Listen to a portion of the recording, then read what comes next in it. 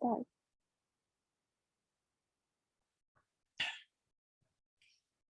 Oh, one person already joined. We're at 1 Welcome. o'clock, yeah. Hi, everyone. Thank you for joining. We'll give it another couple of minutes as we wait for more people to join.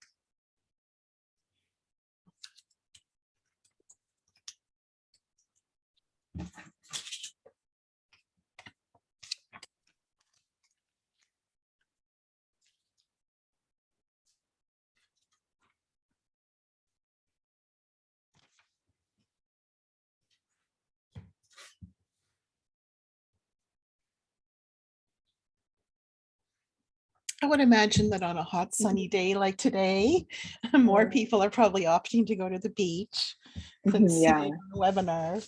Mhm. That's great. We have the replay available for everyone on Digiport, on the Yeah, Digiport that's really YouTube nice. channel.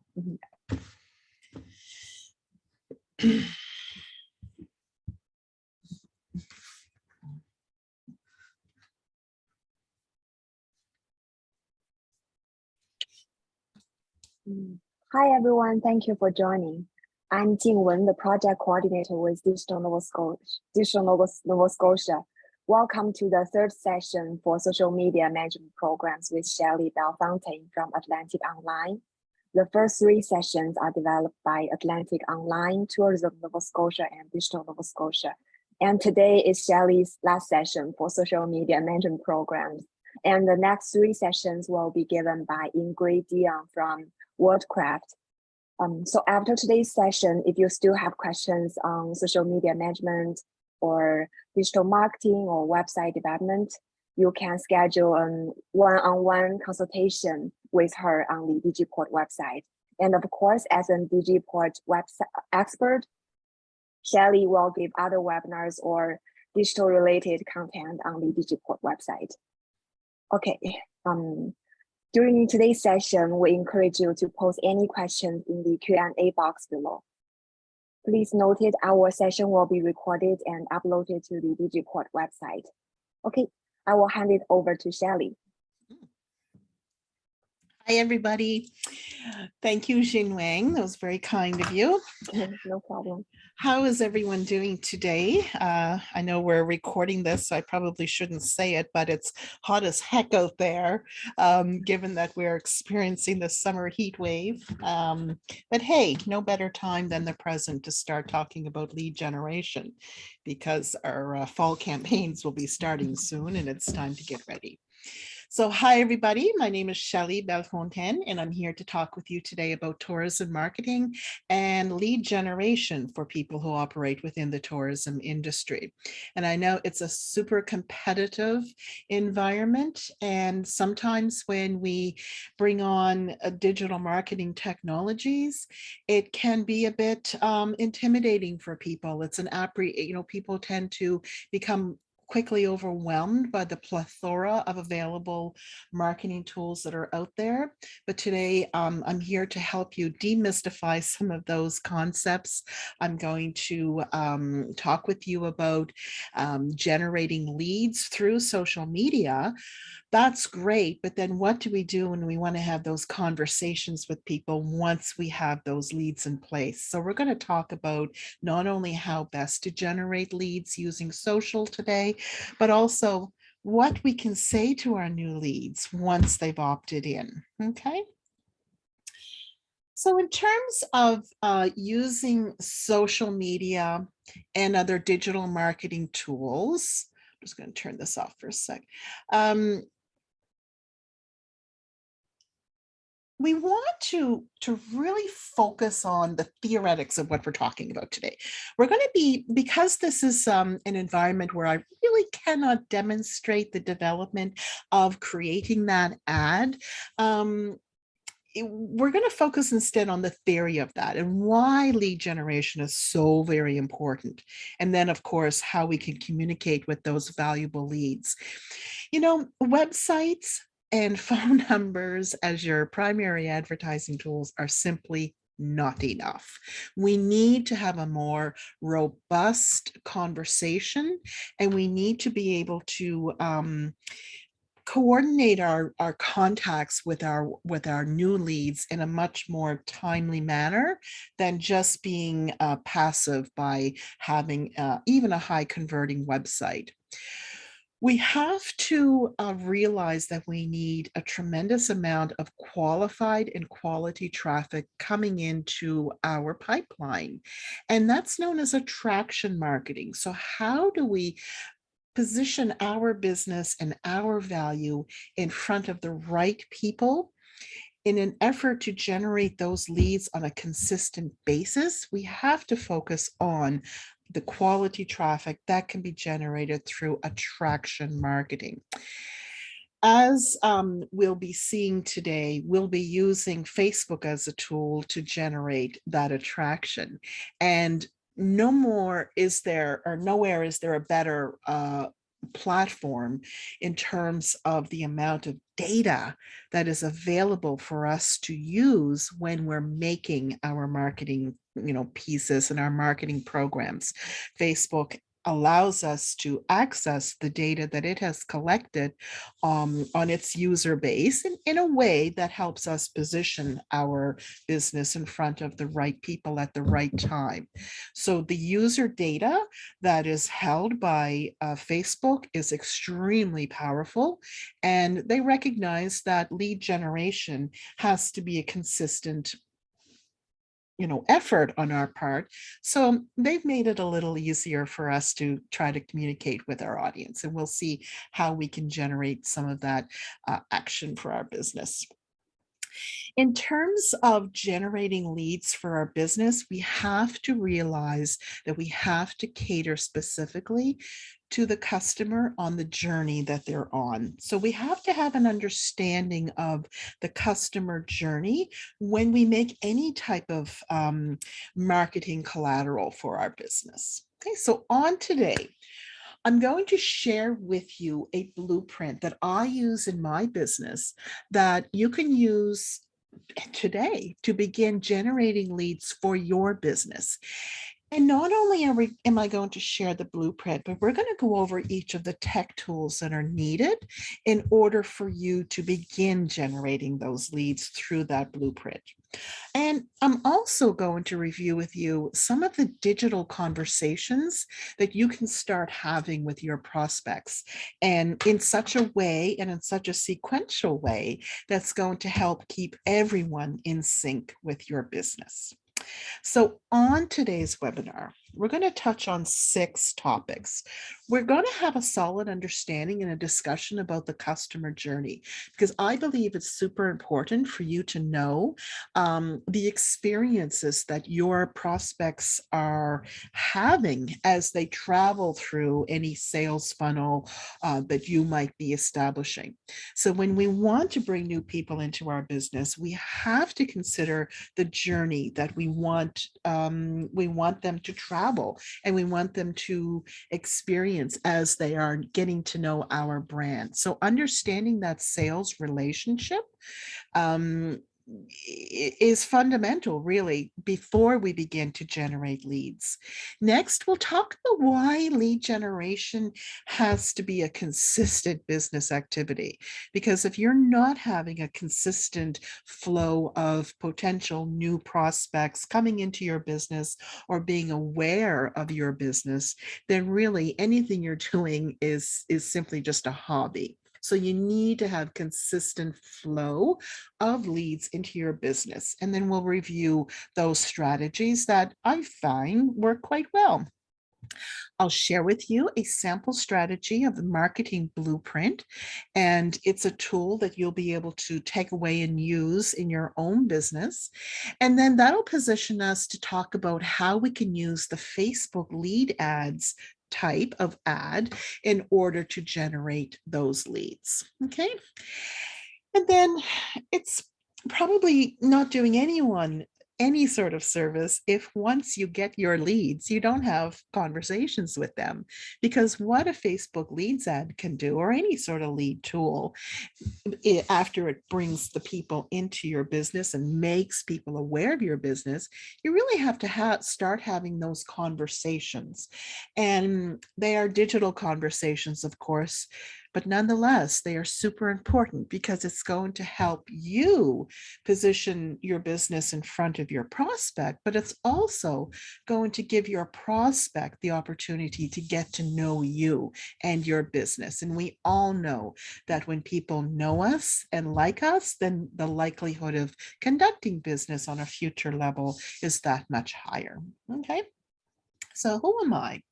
Well, my name, as Jinwen mentioned, is Shelley Bellefontaine, and I'm the lead digital architect here at Atlantic Online, Fairlead Marketing Inc. It's a long one. My public name is Atlantic Online, and I work with organizations of all sizes to develop their digital growth strategies. And I've actually been a web designer for the past 20-ish years. And of course, I use both social media management and other digital strategies to help organizations manage their services. And I absolutely love what I do. I operate in Southwest Nova Scotia, and we have actual clients we had them in 5 countries. We're renegotiating on our 5th. So we made it down to 4 countries. Nonetheless, we have a great rapport with our clients. And we work in a variety of industries, the global fisheries, of course, industrial manufacturing, not-for-profit, and small business operators tend to be the people we help a great deal. So let's get on with the show. Today, we're going to talk about the customer sales journey.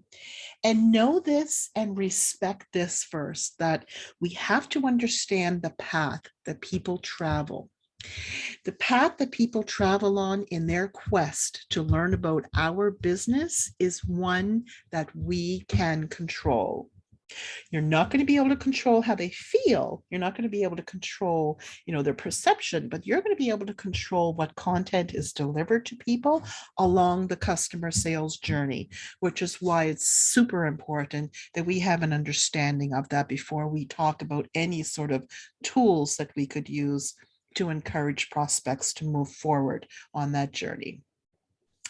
So the complete set of experiences that our customers go through when they interact with our brand is critical to the customer sales journey. It perfectly identifies what that is. It's every interaction that a customer has with your brand. It could be on your website. It could be through social media. It could be how they feel after reading an email from you, or it could be in person. Anything that influences your customer's opinion of your company is part and parcel to this journey. So along their way, we want to make sure that we always put our best face forward, right? Because all of these interactions with our company will eventually make the offer that we'd like to make to our clients all the more effective. It will ensure that the final purchasing decision, right through to advocating on our behalf, is something that our customers want to do because they've taken the time to go through and learn about our brand. And we have taken the time to make sure that the content we're delivering is what is relevant to our customers. Okay, so we need to understand how our prospects prefer to engage with our brand, and then we can use the right marketing tools to continue to serve our value back to our audience. Okay. Along the customer sales journey, there are opportunities for us and for our prospects as well. There are opportunities for them to engage depending of where they are in the journey. Okay. So if they are mildly aware of our business, then we would employ outreach strategies that are relevant to where they are. Okay.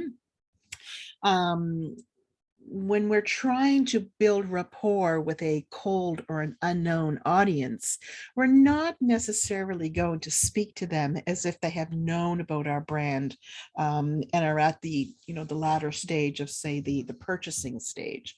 For example, we may offer an incentive to someone who's unaware of our business, whereas someone further along in their journey with us would likely be presented with an offer. And we'll see that today in the blueprint. We never, or I should say, we rarely attempt to convert cold audiences who have never heard of our brand. We'd never really try to convert a cold audience into becoming a paying customer when we first interact with them. You meet somebody, you go on several dates, and eventually, after some time, you take the relationship to the next level. Well, same thing with the customer journey. You're engaging with that prospect with the intention that someday they'll become a consumer with you. Okay. In terms of the series of interactions and steps that a customer will go through when they're liaising with your brand and getting to know you, we tend to look at the typical customer journey being a 5-point approach. Okay, there are various touch points along the way as well, where we can alter our brand message depending where the customer is in the journey. So when somebody is just becoming aware of our brand, they're at the awareness level. So the type of information and content we would deliver to somebody at the awareness stage would be a helpful guide, for example, or something that shows the value of what we can provide to that prospect. And those types of content items, be it a checklist or a coupon or some sort of incentive for them to do business with you, is your way of not only showing value of what you can provide to that prospect, but it's a way of giving them that understanding that there's more probably content to come as well. Because once they are aware, then they move on to the consideration stage. Yes, they know what you provide. They know that based on what their current situation is, that you might be able to assist them. So then they go in through a consideration stage only after they have begun to know who you are. At that point, then we can reposition content to engage them on a further level where they could purchase and eventually become a repeat customer and then advocate on our behalf. Okay, so relevant to the position in the journey, we can structure content. Let's take a look at this example of the same customer journey path, but this is for a flight booking system. Okay, so in order for ABC Flight Company to raise awareness with their prospects, they engage in several awareness type of activities. Typically, there's a public relations type of campaign that could involve traditional forms of radio, TV, or print advertising. And I've seen that happen now that the tides have changed. People are using traditional forms of media like radio and TV to point people to a website for more information. Another method for awareness could be word of mouth, where people then are directed to our online ads. With respect to online ads at the awareness level, it is only through the power of targeted advertising through channels like Facebook that we have the power to send awareness ads to people who are relevant to our group. So our target audience, the people who are our typical customers. So again, at this awareness level, they might engage with what we have. They might have provided their email address to learn more about our company. And then we have the opportunity to move them through the pipeline. We can target social ads back to this person. We can send them information about our blog or develop any other type of media content that's all aimed to provide more intrinsic value to the customer so that they can really take hold of the consideration stage, so that your business stays top of mind to that customer, so that when they're ready to make that purchase, you have, the capacity to continue with that relationship with them. Along the way, these touch points relate to digital touch points. So you can see that we have social ads running, we have email, we have other online ads that could possibly be running. These are all digital touch points along the customer sales journey. And that in turn tells me as the marketer that I need to have a strategy in place to begin sending emails, to point people to my blog through my social channels. So this is really telling me a larger story of the types of tools that I'm going to need along this sales path. And it's really critical that we kind of map this out first to understand the journey our customers will take, because it's going to tell us how we want to interact with the customer at every stage of the journey. And that in turn is going to tell us what kind of digital marketing tools that we're going to have to build as part of our larger strategy. It's not enough to have just a website, as we know, and it is not enough just to have a lead generation ad at the beginning. The lead gen ad is super important, and we'll see how lovely it is and how well it works later in the presentation, but it's only part of the whole cookie. Okay, it's only part of the whole solution. So when designing your digital strategy, you want to think about those tech touch points, okay? As we saw on the previous screen, at awareness level, we can, engage in 3 different channels here to communicate our brand value at the awareness level for our customer. So to create the online ads, you're obviously going to need either a Facebook or a Google account and the associated ads account with that. When you want to engage with email automation, obviously you're going to need an email automation tool. I use MailChimp for some of my clients. I also have GetResponse that I use in my company. Either way, it's an email automation that allows me to communicate with my customers while, in full automation. And then there's always the lead magnet. In order to encourage people to become brand ambassadors and for people to know more about our business, it's really important in the beginning that we give them something of intrinsic value that's going to help us rise above our competition and show exactly the type of value that we can provide to our prospects. So in order to create these lead magnets, you're going to need to have a PDF, like for example, a creation tool. So if you wanted to offer a downloadable piece of value, I'd recommend using Canva for that. And of course, the other part of the touch point, and we just scoot back here, the email confirmation. But here we have both the blog and other possible media items that could live on our website. So we have to ensure that we have the capacity, or at least the resources, to create these other marketing collateral pieces as well. And then ultimately, you're going to need an astounding ad with that email copy and the right types of visuals to engage, to first get the attention of your prospect.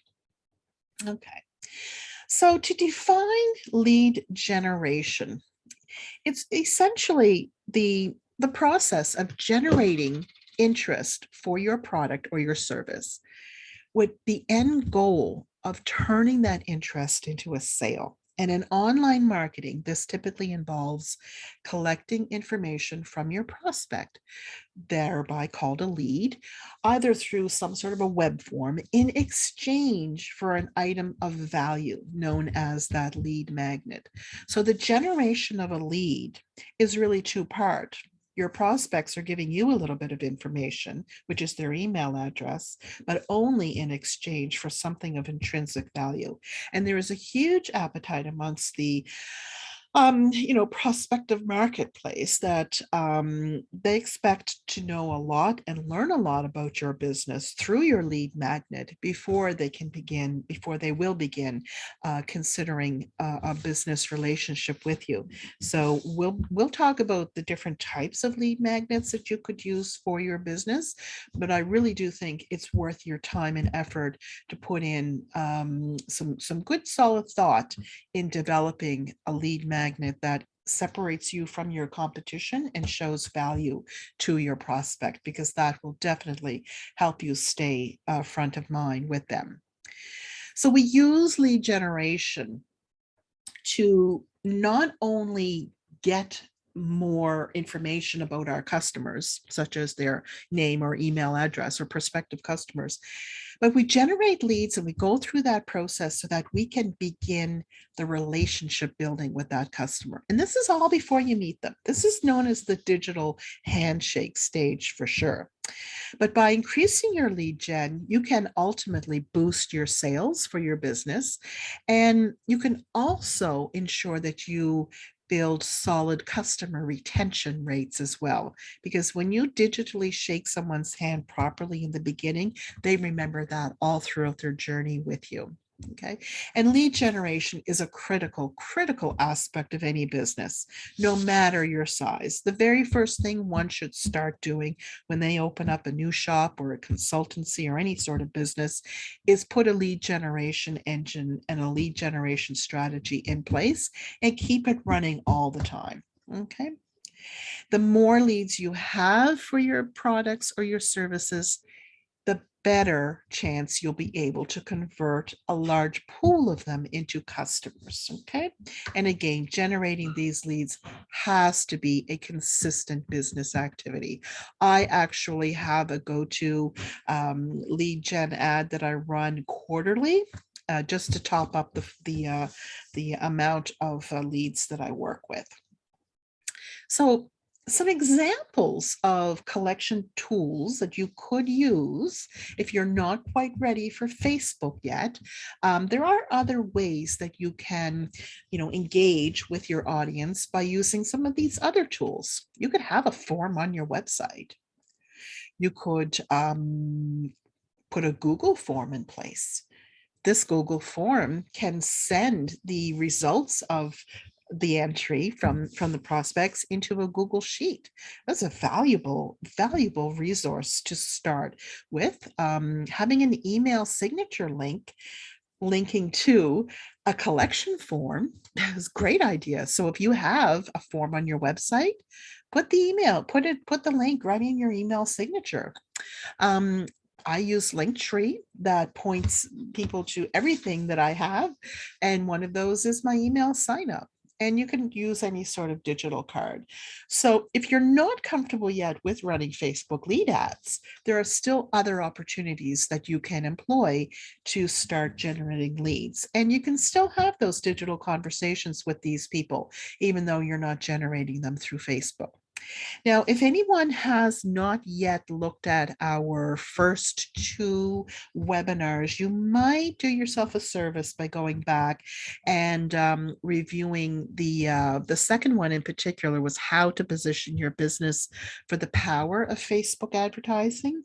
And in that webinar, I walked through how people can set up the business suite and set up the Facebook ads account, and then make sure that the pixels are all established across your website. So going forward, the rest of this webinar presumes you know that. So you should really make sure that at least pixels and events are installed on each of your web pages where you want to conduct business.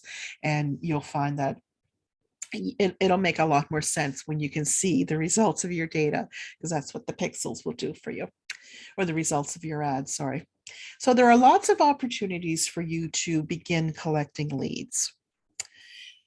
So the beautiful thing about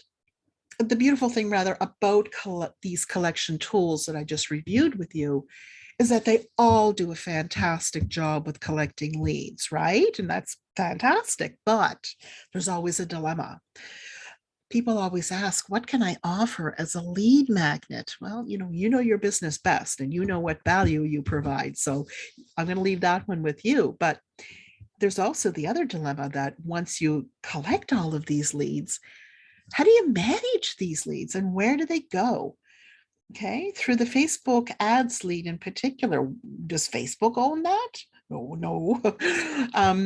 These people who have gone through the effort of signing up for my lead magnet have just expressed a deep interest in my business. So how do I communicate back to them and give them the information that they actually need? And the other dilemma that I often hear is, well, what am I supposed to say to these new leads? And how do I say it? And when do I say it? So there are a lot of things that we can go down into the reads about here.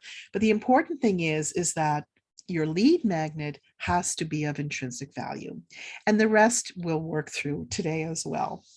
And I know that when you're trying to come up with lead magnet ideas, it can be tough. And running a tourism business itself is a very complex process. And the most challenging part, I think, with the tourism industry business is generating high quality leads, especially in light of we're coming out of the pandemic, and it has changed the business landscape in particular. We need to have a steady flow of tourists coming into our tourism business. Now, fortunately, from the reports that I've been reading, the demand is on the rise, and it's very good now for tourism providers across the globe. And when prospects are looking for what to do in their next vacation, of course, they're going to depend on the internet to find all of these suitable destinations, and then they will look for tour packages. When they search, these prospects tend to focus on the important A categories: the access. So how easily can I access this destination? What is the accommodation like? The attractions that are in the area, and other activities. Every tourist selects a location first. Everything else comes after that. And that means we can actually have a lot of content ideas for your lead magnet. Okay. When designing your lead magnet, make sure that it is of high value. And it should have both a high perceived value and a high actual value. So somebody has to be able to learn something as a result of downloading your lead magnet. They have to be the benefactor of something of intrinsic value for them. Another high converting tip is that the lead or the lead magnet should be instantly accessible. It will work best if it's something that can be delivered and digested right away, because people actually love this instant gratification. And that's the power of the Facebook ad. You can deliver your lead magnet to them instantly, as opposed to alternative solutions of going to your website, signing up on the form, going to their email, validating and checking, and eventually getting that PDF. You've lost that person, or the likelihood of keeping that person engaged while they're waiting for the PDF to be sent to their email, not as great. I mean, you get a higher return on your effort when you can provide the PDF to them right away. And the goal of your lead magnet is to offer something that your audience wants in exchange for their contact info. So it's a two-way street here. Okay. And in order to do all of this, you really should know what your user personas are that you're targeting and what offer would entice them. So to that point, I invite you to go back to our first webinar where we talked about how to position your business for social media. And in that talk, we reviewed defining your audience and so forth. So that is key and very, very important for understanding who you want to target. And that's going to be to your advantage to know that, as it's going to reduce your cost on ad spend expand considerably when you target exactly the people you want to. Okay. Here's an example of a lead ad, or I'm sorry, a high converting piece of a lead magnet. For example, if you're running a big game shark fishing and deep sea expedition off the coast of Halifax, you might choose some of your blog posts to combine into an ebook. So think on this. We have these 5 blogs that perform very, very well, that when we bundle it together, it makes a perfect ebook to offer as a lead magnet. So the 5 pieces of equipment that every deep sea fisher needs, that could be a blog article or even a lead magnet piece that sits on its own. But it's more powerful to add, the first mile, what can you expect to catch, mixing chum, how can science and tourism work together? These are all great topics. And then, of course, the 7 things you should never do. Well, now my interest is piqued. So definitely I am going to download this, and it's going to end up being a very good lead magnet for any business that could be in this type of industry, because we're touching on several different topics that could be of interest and is likely of interest to the lead that is looking at this ad. Okay. This allows us to compile all of these into an ebook that is going to likely increase our exposure to that demographic for sure. So put your heads, around the concept of trying to come up with a lead magnet and look at developing that using tools like Canva. There are some great examples of lead magnet type of PDF and guides that you can create. Okay. So now I want to introduce you to this marketing blueprint that I've developed. And before I begin any marketing strategy, I always map it out, because when we want to arrive at a great destination, we should always follow a strategic plan that helps guide us on this path to move forward. So this is a standard lead generation blueprint that I use when we're looking at using the power of the Facebook lead generation ad. And if you're not familiar with the type of ads that are available through Facebook, a lead gen ad is one of the more powerful ones and has grown up quite a bit over the years. I use it consistently for my clients and also in my business. Let's walk through the steps here. So the first part is we have the entry point into this funnel, or this series of steps where we want to take a prospect from awareness right over to purchase. So we position the first lead ad either through Facebook and also through Instagram, since they're both owned by Meta. And we generate an ad, and it's sent out to our audience, and the audience engages with it. They see the ad, they say, oh, there's something beautiful here. I need to pay attention to this in my timeline. So at the timeline level, we actually have engagement happening, because then people can click on the ad and they fill out the form that's right at the ad level, and then the information is sent off to wherever, and then we can begin to start the communication with the prospect. Just want to show you an alternative to this lead generation blueprint. This is the same series of steps where we begin to send the info and talk to the prospect, but here we're still showing them the same ad, but the lead generation ad might be slightly different because it pushes people off to their website. So this traditionally has been a very strong way of using the power of a Facebook ad to send people to a website where conversion happens. Conversion is that act of, the goal in this case is to get people to provide us their email address in exchange for something of value, in this case, a PDF called Nature Lovers. The conversion here happens at the website, whereas conversion with a Facebook lead ad happens right here at the Facebook ad level. Even though I've got an arrow pointing off to this manual download process where it goes off to a MailChimp database and it sends the report, the Facebook ad itself, as part of the sequence, can send the PDF on your behalf.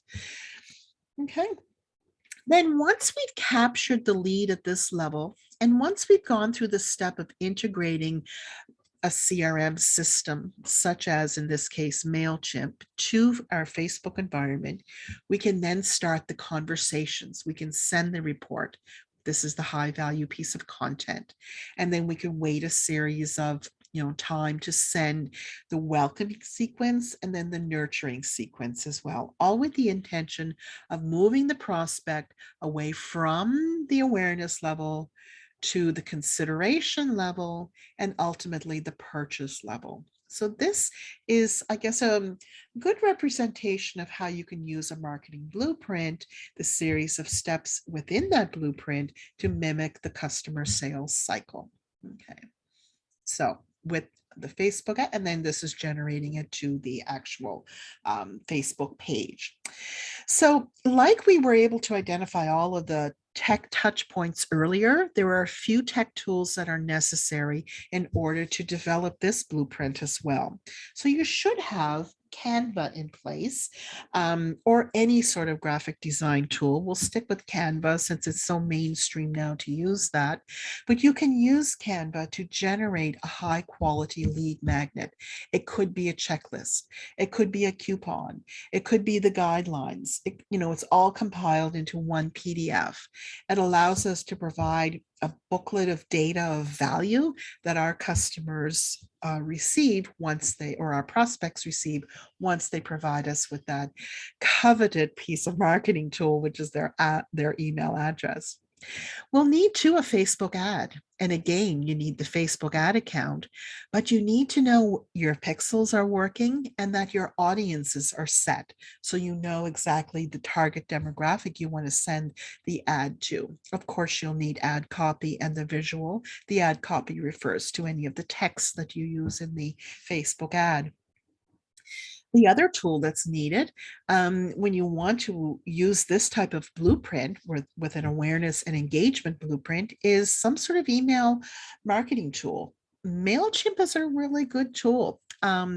It's a free account up to 2,000 subscribers, and I do believe it includes one automation rule as well. The nice thing about MailChimp is that it allows for automation, so you can engage people in automation by sending out timely emails relevant to where they are in the sales cycle. And also too, you can brand all of your templates so you can make sure that you're known across whatever digital touch point your customers are at that time. And you can also build a beautiful series of emails that focus on welcoming new users, nurturing them by giving them some information that's extra helpful and giving them opportunities to get to know your business. And then you can ultimately make an offer. All of this can happen in automation, and all of this should be happening in automation. The other type of tool that we'll need would be, of course, your dedicated landing pages if you want to draw people back to your website in order to, process any sort of payments and then fulfill orders. Now, in terms of building out this type of blueprint, I'm actually going to presume that you have your lead magnet created. Okay. If you're not sure how to use Canva, just get a free Canva account and play with it. It's such an intuitive environment. I'm not going to take up your time going through how to create a lead magnet. I'm also presuming that you have the capacity or you have resources to have your landing pages already in place on your website, okay? And that you'll go through the easy setup routine to activate a MailChimp account. And if you choose, in a year from now to change from MailChimp to another service, that's okay. Don't get hung up on that. You're not committed to any of these tools forever, because with MailChimp, you can always download your contacts and migrate it to a different platform if you wish. The point is, though, I'm presuming you have all of these things in place. I am going to focus with you today is how to build that Facebook lead ad, and then how to communicate with your new leads. And what's most important to say to each part of the prospect as you send them the welcome, the nurturing, and the offer campaigns to that list of leads. Okay. So with the power of a Facebook leads ad, we efficiently capture leads in the Facebook timeline. And it's very symbolic of a digital handshake for sure. The lead gen ad in Facebook is a format that allows us to collect information from our prospects in a simple and effective way. And it's very, very uncomplicated for advertisers such as ourselves to manage. And what's most important is that it's super quick and easy for users to submit their information. So no more are we asking them to leave the Facebook timeline or leave the Facebook environment, visit our website, find the form and fill out the info. We can do it all in the timeline. Using Facebook's instant form, we can collect information such as their name and their email, phone number, etc., without them leaving the platform. I mean, I just think that's absolutely brilliant. And it's so respectful, isn't it? You're respecting that person's time because you really do want to provide as much value as you can to your prospects, and they in turn will appreciate that. The other nice thing about running a Facebook leads ad is through their instant form is that you can include custom questions. So there's the standard set of questions we always like to ask, but we can really customize the types of questions that we're asking because that will help us to improve the quality of these leads because it gives us a chance to learn more about what our potential customers are looking for. And then we can position future communications or ads to be more personalized as well. And retargeting is king, queen. So why should we use Facebook then for lead gen? Because Facebook has one of the largest audiences in the social media network space, and it's a robust advertising platform as well. Most Facebook users get access to the social network through mobile, okay? Mobile devices dominate. When I started really measuring about 4 or 5 years ago, the impact of mobile, it was at about 48, 58%. And then it quickly went up into the 60s. Now it's over 90% of the people who visit my website are through mobile apps. And I have high numbers on my website in terms of visitors. So I can safely say that if we do not design and continue to design for the mobile network, we're going to be losing, opportunities to have these digital conversations.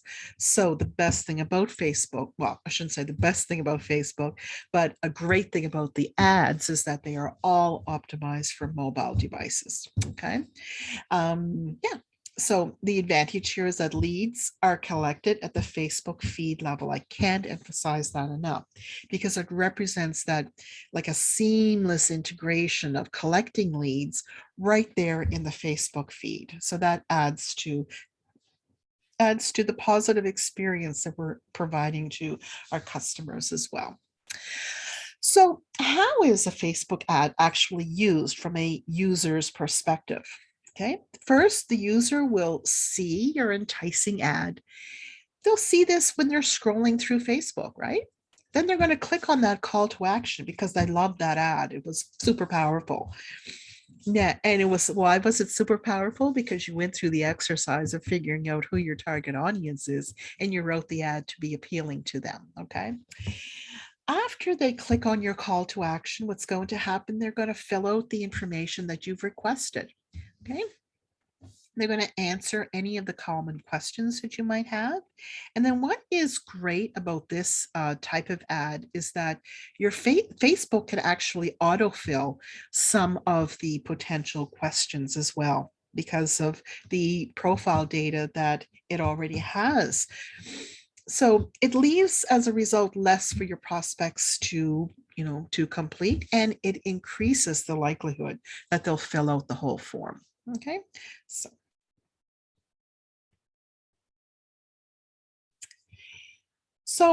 within the Facebook environment, either through Ads Manager or through your page, is where you would start to create your Facebook leads ad. So let's go through that. And here at this point, I have to stop and apologize. I cannot show you a live Facebook lead ad demonstration because it would not compromise, but it would potentially disclose some of my personal data there. So I've screenshot everything for you, and these are the steps to create your Facebook lead ad. I choose to go through the Ads Manager to create my leads. I just have more control over the content pieces as opposed to running it through the Facebook page. So within the Ads Manager, you go to excuse me. You choose to create a new ad, and at this juncture, is where you tell Facebook that you are choosing a lead generation objective. At the beginning of every ad that's created, you have to choose the objective. Sometimes it's traffic, sometimes it's, conversion, but this is an awareness type of ad. So therefore we choose lead generation, and that will allow us to build out those fancy forms that we saw in the demonstration. Then you will choose the page that you want to use the lead ad on. And then you will always review these terms. So Facebook forces us to do that. Then we can get into choosing your target audience, the placement budget, and so on. And again, I implore you to go back to one of our previous webinars where we had a deep discussion on the different types of audiences that there are. You can build cold audiences, warm audiences, and lookalike audiences. I refer to that later in this talk, but you should have your audiences established so that you can, offer a more fine-tuned experience. Okay. And of course, any lead ad, like most ads, can't be targeted to people under the age of 18. So do be mindful of that. Your budget, let's talk about budget for a second. At one time, people could have success with a $5 a day ad budget, $1 a day ad budget. I think those days are long gone. I don't run anything unless it's or anything under $10 a day for my ad budget. So that works out to like $300 a month. Typically, I say anywhere from $20 to $50 a day for your ad budget is going to give you a better chance of returning some interest in your ad. There are no guarantees, of course, and you don't necessarily want to put a lot of money against your ads because that's not going to guarantee placement. You need to have good structure to your ad, but having a higher ad spend is recommended for sure. You can also structure your schedule as well, and it really depends where your clients are. If you're advertising to people on the other side of the world, then likely you want to keep the schedule open. But if you're advertising to a known set that is typically only online from 6 in the morning until 11 p.m., you can turn your ads off at night, and that'll save some of your ad spend as well. Okay. So the next step is that once you've decided your target and placements and budget, etc., just like you would any other ad, we're going to take a little departure from how you, excuse me, before we take a little departure in setting up the questions, we always go through choosing the media type. So the ad format itself can be a carousel of video images. It can be one single image, or it could be a video. Now, I find that this ad is going to be an awareness at the awareness level. So having a carousel could be handy, but I think having either a single strong image or a video is probably going to be the more high converting type of content at this level. And then you can add your headline and the body and the copy and the call to action. Okay. What's nice about any Facebook ad tool is that as you're building it here on the left, you're seeing a preview of what it will look like in the live mode. Okay, so this is quite nice. Next, you'll choose to scroll down, and here's where we begin to create the essence of this lead ad, where we define the types of questions we want our prospects to supply back to us. Okay, so here you can choose the form type, the title, the intro, and the series of questions that we want to ask the prospect as well. Now, in terms of the form type, you could choose either more volume or higher intent. So let's talk about this for a second. When you choose more volume, your campaign will then be seen by as many people as possible. Okay. If, however, you choose higher intent, this is going to allow people to review the content, to review the answers to all of their questions before they hit submit. Now, let's think about for a sec what the difference is. There really isn't any difference. Facebook is still getting the same amount of data. Okay, they're still getting the same answers supplied, and you're still going to have access to the same amount of content. But the difference is really in the type of user that's filling out this form. And this goes back to buyer types. There are some people who have certain buyer characteristics that can walk into a store, know exactly what they're looking for, find it in the aisle, pick it up, put it in their cart, and go to the self-checkout, and then in 10 minutes they're out of the store. Other people, however, could go into that same store, find that same product, pick it up, mull it over, read all of the instructions, put it back on the shelf and consider it, and then look at other, things on the shelf before they make their mind up.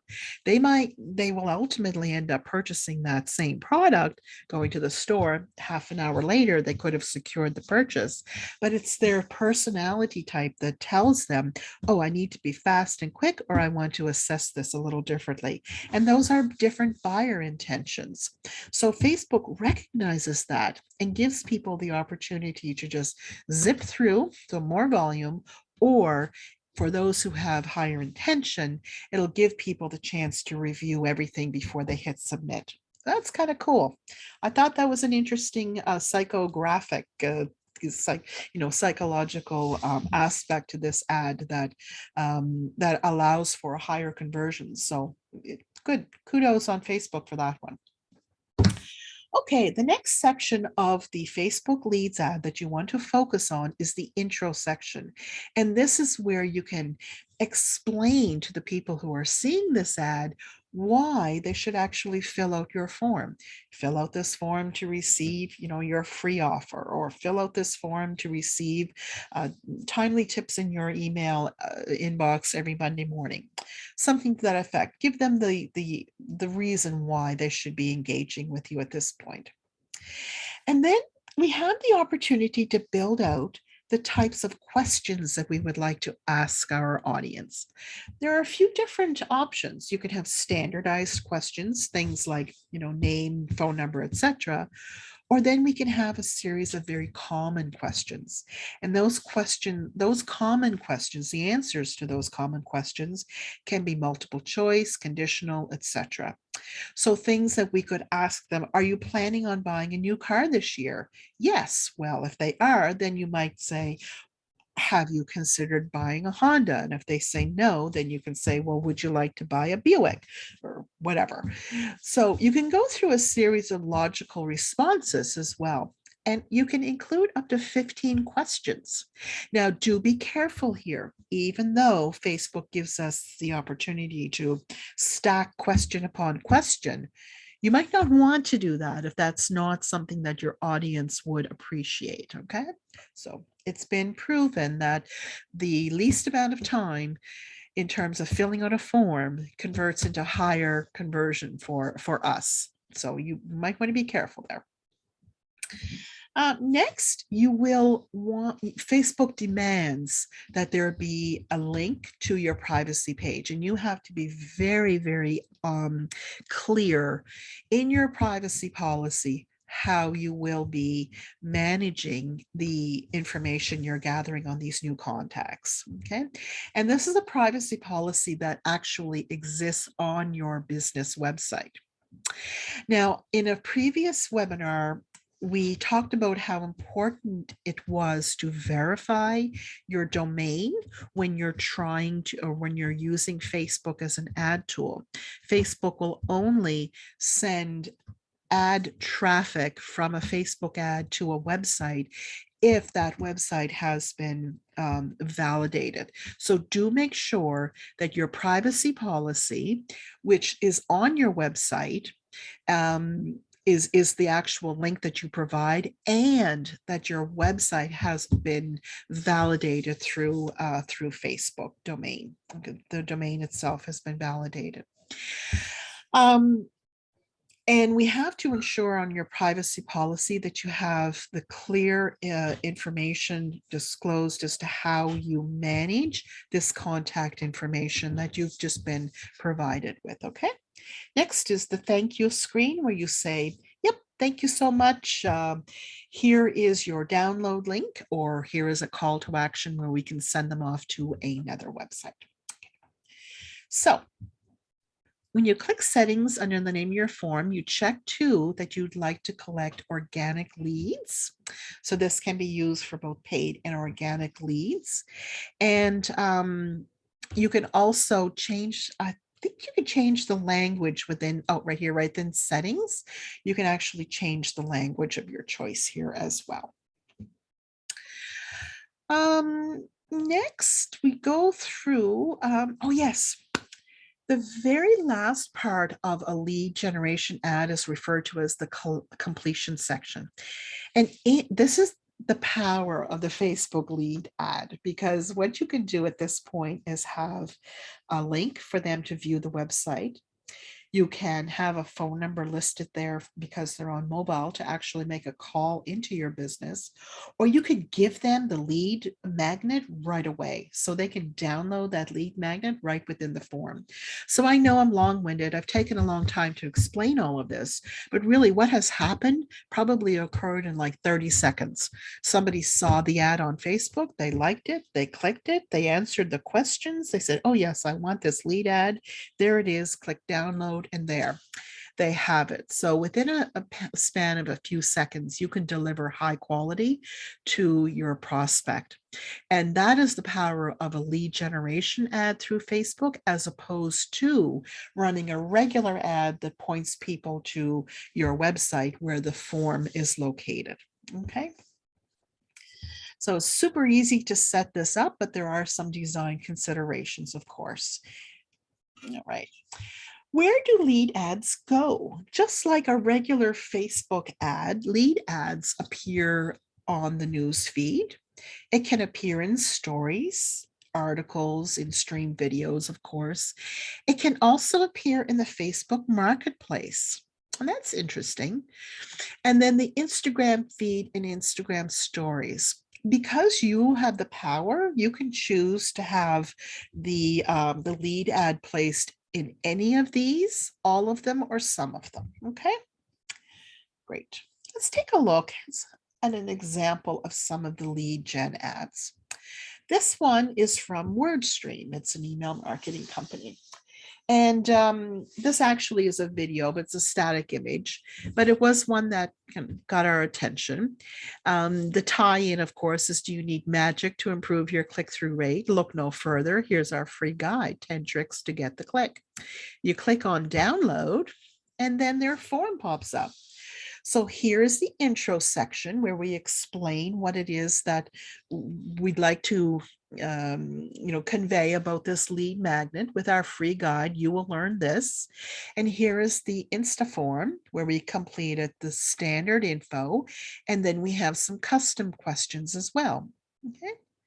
The email, first name, and last name, if it's included in the profile, will be populated here by Facebook. That's a nice, excuse me, that's a really nice feature, that it has reduced churn, if you will. It reduces the amount of time somebody has to complete that. And when they click on submit, they are then given a thank you. This is the completion screen, and here's the call to action. So right away, get your download. Works beautifully. So you can see how using a Facebook lead ad can generate quicker return on the effort when people can get the content right away. Here's another one from from Facebook Blueprint. Sign up and discover why shoppers blah blah blah blah blah. Okay, right away you click on the sign up and you enter a very simple form in this case, again, still at the Facebook level. And then when they choose submit, they end up, having that email to them. So I presume that this goes in through their email marketing tool, and then you are sent the Facebook Blueprint lead PDF. Okay. So now that we've collected, we have this Facebook leads ad happening. We know that it's important to run these things consistently. So always have your lead gen engines running. How do we manage these leads, and how do we protect these leads once we get them? Okay. And more importantly, what do we say to them? So to make organizing and maintaining your business's customer contact information easier, Facebook created a lead center. Now, I'll caution you, it may not be called Lead Center. It depends on your version of the Facebook user interface. It could be called Instant Forms. But nonetheless, from within your Lead Center, you can manage all of these leads. You can actually set reminders to follow up with them. You can assign these leads to other people within your organization if they're, admins on your Facebook page or members of your business group. You can filter your leads by the date that they signed up, any sort of category that you might have identified. And the powerful thing is, with this data, you can create lookalike audiences based on how you've categorized these new customers. So how do we access the leads? We know they're somewhere within the lead center. Okay. You should know as well, and you don't always have to use just the lead center, because prior to it, all of the leads were only accessible to you as an export. So you can, in fact, still export them as a CSV document. But now your leads are automatically retained by Facebook, sent to and stored in that lead center. Okay. And there's zero effort on your part to go through these manual transferring. But from the lead center, you can still manually download all of your leads, and then you can auto upload to your CRM. Now, if you have an existing CRM that you use presently to manage leads, that's fantastic, because Facebook, within the last couple of years in particular, has gone like hog wild trying to build relationships with all kinds of CRM companies so that they can automatically export your new leads right into your CRM platform. MailChimp, as an example, has an integration with Facebook so that every time somebody signs up to, to get your lead magnet through your lead ad, that information is not held by Facebook. It's automatically sent over to MailChimp. If you don't see an integration opportunity listed, if your CRM is not listed, then you can still output your leads using a third-party cool tool called Zapier. Zapier is really cool. And it's super, super easy to connect your Facebook leads to a CRM. super easy. So if you have one that you use that tracks your customers or any of your prospects, you can integrate it with your Facebook leads ad. And it's super easy to retrieve your leads that way.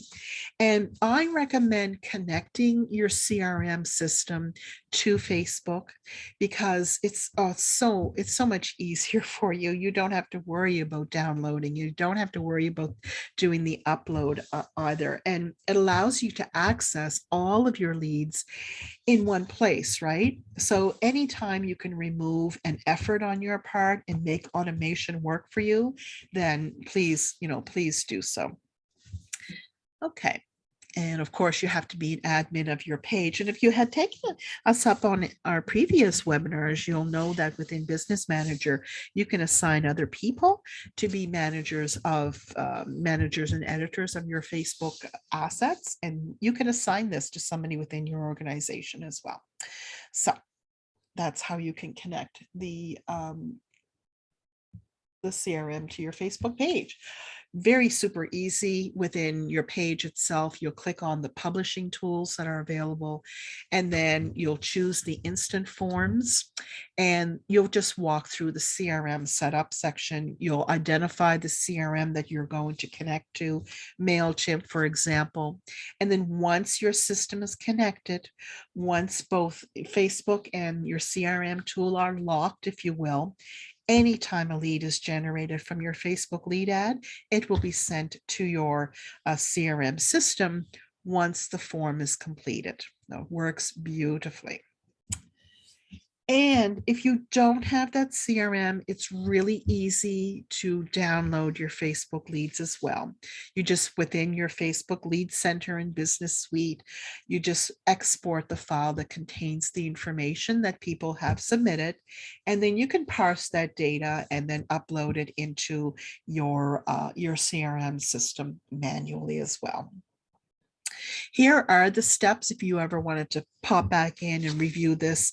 To download your data from within Business Suite, you just choose the instant forms from the All menu, and then you go through the series of steps to download. What Facebook will do, however, is give you the option of downloading by a date range as well. If you want to download everybody in your in that list, that's fine. If you want to review since the last time you did a download, or if you want to just do it for a certain period. So it does give you some easy options for downloading. And then it's sent to a CSV or an LXS file, and then that's your raw data that you should really do this on a regular basis anyways. Keep backups of all of your contacts. Okay. So now we know why we're running leads. We know that it's super easy to create a Facebook leads ad. Now, what do we do? How do we talk to these new leads, right? These are people who have expressed an interest in your business. They're actual humans. They're not just leads anymore. They're humans. They want to have a conversation. They've shown trust in your brand because they've given you their email address, and they actually expect to be contacted. They expect that you are going to begin that conversation. But what exactly do you say? Back to the lead gen blueprint. We've collected the ad, and now our lead contact information is somewhere right here. We know we've sent them the piece of content already, so we know they have already received this. Undoubtedly, they're digesting it. So we want to talk about now building some email automation sequences so that we can not only welcome our new client, but begin that nurturing sequence.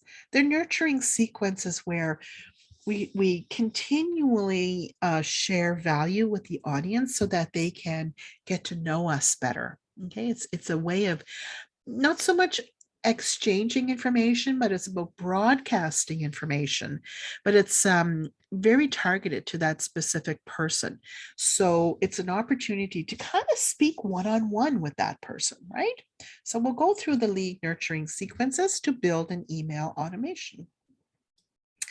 My recommended approach, use MailChimp, excuse me. MailChimp, super easy tool to set up. It's been an industry standard forever.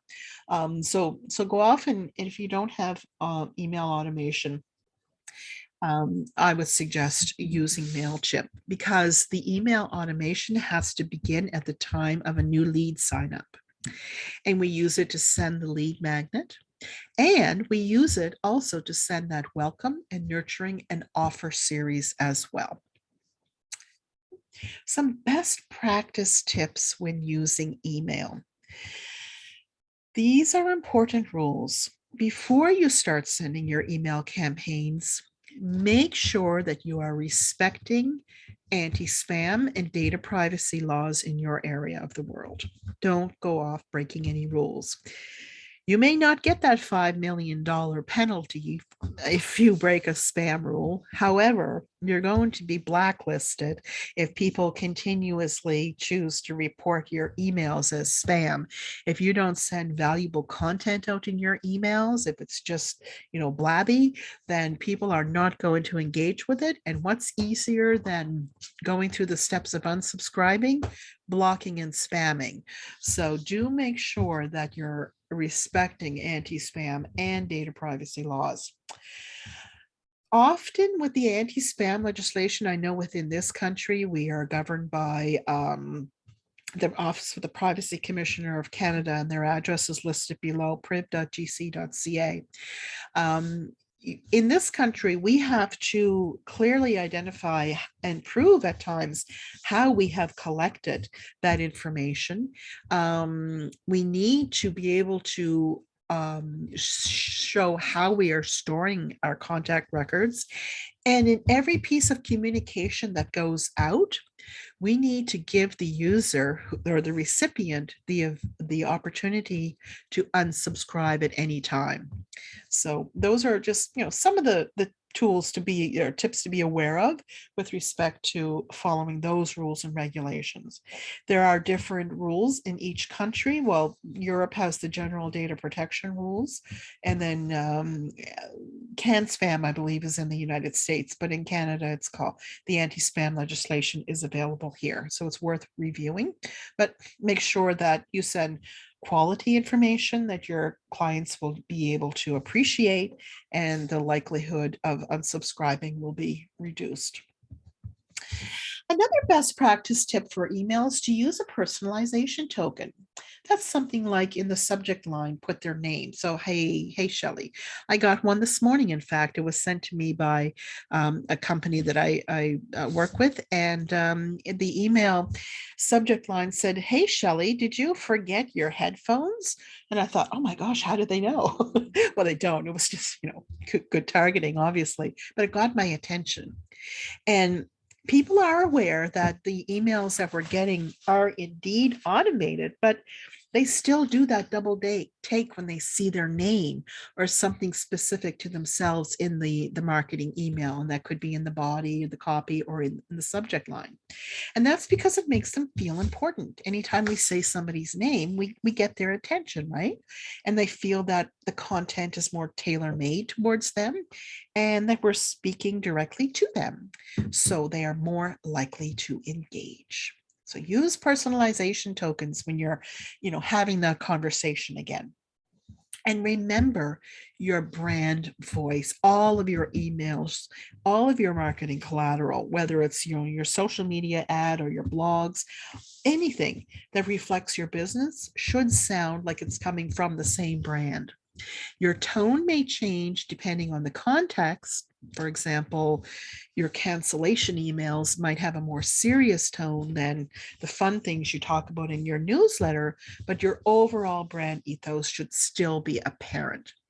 If your brand is inspiring and positive and powerful, or if it's offbeat or humorous or lighthearted, it doesn't matter. Make sure your email copy is a match. Okay.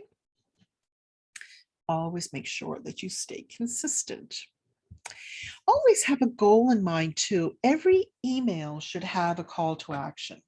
Otherwise, you're kind of leaving it up to the recipient to make the next move. And this is how we guide people through the funnel. This is how we guide people through where we want, this is the control I spoke about earlier. Giving them that call to action is not going to make them do anything, but it's going to encourage them for sure. Right? There's all kinds of things people can do when they've completed reading our email, when they finish digesting that. They can sign up for one of our programs. They can go off and follow us on, another social channel. We can ask them to write an online review or make a booking or read our blog. It can be anything, but make the action what you want the prospect to take, make it obvious and make it easy and make it relevant to them. So if you send somebody an email about, this is my recipe of the day, here's a link to buy the key ingredients that you can't find anywhere else in the world, then obviously you'd have that as your call to action because it's relevant. Okay. And in the subject line, when you're having those conversations with people, if your subject line isn't enticing, no one is going to open the email in the first place. Case in point this morning when somebody asked me by my name if I had forgotten my headphones, right? Writing a good subject line needs a little bit of experimenting to see what resonates with your audience.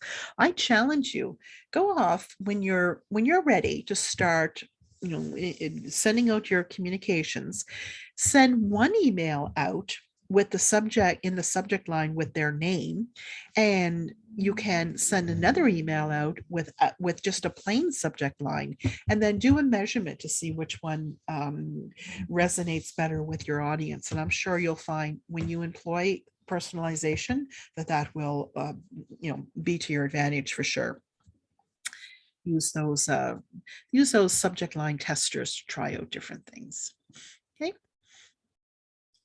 Now, in terms of the email sequence, what do we send out when? In the case of the Facebook leads ad that generates all of our contacts to be sent to the MailChimp database, MailChimp then takes care of sending out an email for us. The Facebook lead ad does not. What the Facebook lead ad can do for us, however, and for the convenience for our customers, is give them this high value piece of content. But I think it's always a great idea to follow up with an email and make the email engine send that out as well. So here is the report. Okay. So the lead magnet delivery email is something that is sent immediately, and it's a way of saying thank you. So here's an example. Thanks for downloading, blah, blah, blah. We're so excited to share. As a token of our appreciation, we'd like to give you. So you're giving something a little bit more of value. And whenever we give something of value, we help to build our relationship that much more. And it's very friendly. We look forward to whatever with you, etc., etc. So that's the lead magnet. Very simple, to the point, but it should be the very first thing that's sent out as part of your delivery as well. And then of course you include as an attachment the PDF of that lead magnet. Okay, so now they always have a copy of that lead magnet. They're not going to have to go hunting and pecking and searching for it wherever they had initially stored it. Then we're looking at the welcome series, and I have a trigger here that after one day, I send the welcome series. I didn't include the triggers between each of those because I didn't have enough room, but I would break the offer and the nurturing email up, with a couple of days in between. Not too long. I wouldn't wait a week, for example, because then, their inbox gets busy. I would do this over a course of a few days. So here's the welcome series. We've given them some time to digest the high value piece of content. And then we can send them an example of a welcome series. And it's another way of saying thanks. And it's usually, well, I said immediately, but it should be sent like a day or so after. And it's just saying, thanks again for signing up. As a new member of our list, these are some things that you can expect over the course of time. And that's what the welcome email can do. This one is beautifully configured in that it has the brand logo at top. It also has links out to the other things we offer in our business. So if you were to click on pillows and throws, you'd get to that section of our website. Very rarely do I see people doing this, but I think adding a little mini navigation in your emails is a great way to push people out onto your website once they realize, oh yeah, you're going to get more emails about these things. Well, my interest is piqued. Let's take a look. So this is a nice example of how we can structure that welcome email showing up in people's email, to say, we're here. We're going to be serving you more content. The next part is the nurturing, and I would wait probably 2 days, yeah, maybe 3, and then I would be, depending how many nurturing emails I have to send. You don't just necessarily have to send one. This could be a series of nurturing emails, and it's a sequence as well, and it's intended to give more value to your audience. It's a way of giving information about who you are in a nice way. Okay, so it's a way of not making your customers like you, but it's a way of showing your brand value so that customers can get to like you for sure. Here is a nurturing sequence for a traveler where they're sharing a secret about a location that people in terms of locals prefer. So this is an email where it's very personalized. You're sharing something that's very private in a way. You don't want these people to go off and enjoy tourist traps. You recognize that they want something different. So this is a personalized email. It might be sent to many people, obviously, but it's a way of showing how you'd like to help this person. So it's a great way to, yeah, indeed, to show your value and to show the positive experience that people can have when they deal with you. Then after a series of nurturing emails, you might send other things like a special offer at this point. You've warmed the audience up. Okay, you've already shown them the value.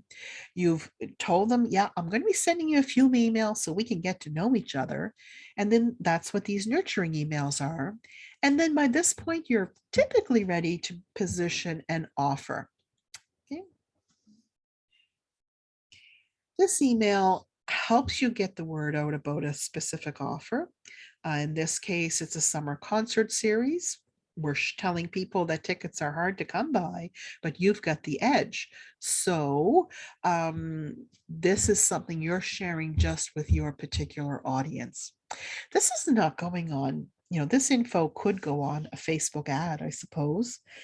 But would that be worth it? I don't know. I think in order to convey the importance of the value that you can provide, I think keeping little secrets like this and just sharing it with a small group of your audience is better and will lead to a higher conversion than broadcasting this across all of Facebook. So I think these offer emails have to be very pointed and very concise as well.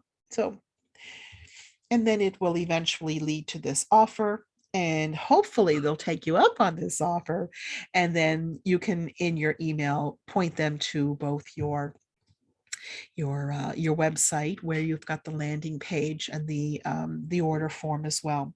And then we force at this point MailChimp to send that thank you email. Yep. Okay. So we've gone through the steps of creating the Facebook lead ad, sending them the valuable content, and then having a conversation with them. Okay. Hopefully that will end in a conversion of a sale.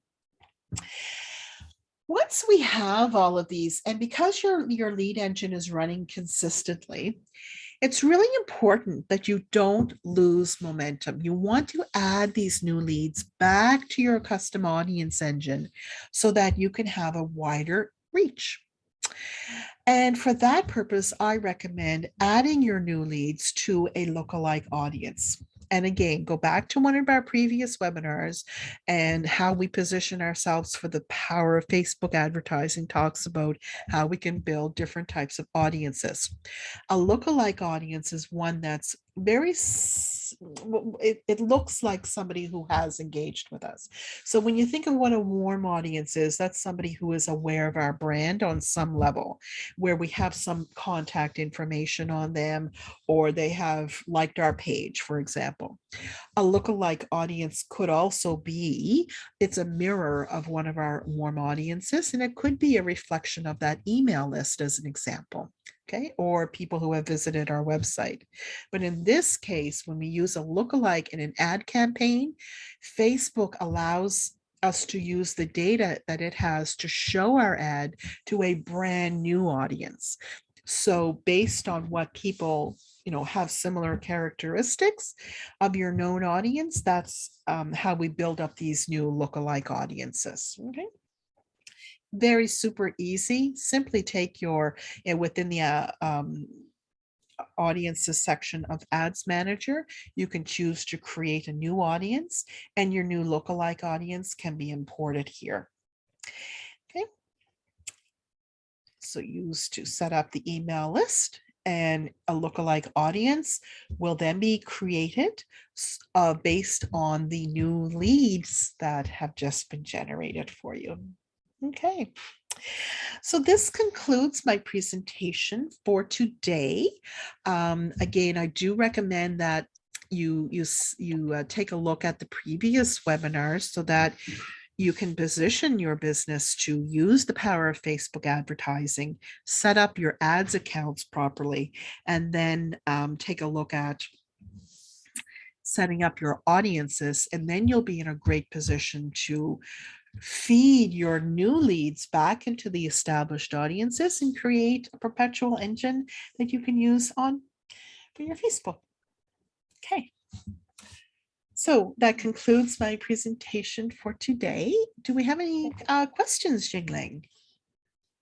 I didn't see any questions here today. No. Okay. Yeah, if anybody still have questions, you can put here in the Q&A box. Okay. I recommend running a Facebook leads ad quarterly to generate some leads. And I also recommend running a Facebook leads ad a couple of months before any new type of event that's happening in your organization. So if you know that there's an event in the fall that you want to start, building engagement for, then running that lead ad a few months ahead of time will give you, the opportunity to build more interest in any upcoming events, and then you can use it in a very timely way. But definitely use the leads that come into your business. And what I mean by that is start your communications with new leads right away, because there's nothing worse, I think, than having a stale lead.